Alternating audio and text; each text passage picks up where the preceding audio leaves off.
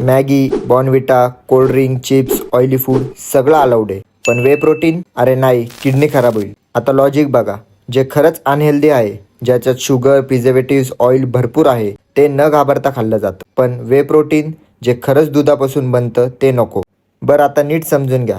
मी फक्त वे प्रोटीन बद्दल बोलतोय. काही weight gainer, mass gainer, fat burner, steroids किंवा कोणता अजून सप्लिमेंट्स बद्दल बोलत नाहीये. फक्त वे प्रोटीन. हे काही केमिकल नाही, काही स्टेरॉइड नाही. दूध जसं दहीपासून पनीर, तूप बनतं, तसंच चीज बनवताना एक लिक्विड वेगळं होतं, त्यालाच वे म्हणतात. तेच प्रोसेस करून त्याची पावडर बनवली जाते आणि हेच वे प्रोटीन. किडनी डॅमेजचा विषय काढलायच तर कोणतंही प्रोटीन, मग ते चिकन असो, डाळ असो, पनीर असो, जास्त घेतलं आणि पुरेसं पाणी नाही पिलं तर किडनीवर लोड येतोच. पण त्याचा अर्थ असा नाही की वे प्रोटीन डेंजरस आहे. आणि हो, मी आजपर्यंत फक्त एकच सप्लिमेंट घेतले, क्रेटीन. वे प्रोटीन कधीच घेतलं नाही आणि बाकी सप्लिमेंट सुद्धा मी कधी रेकमेंड करणार नाही.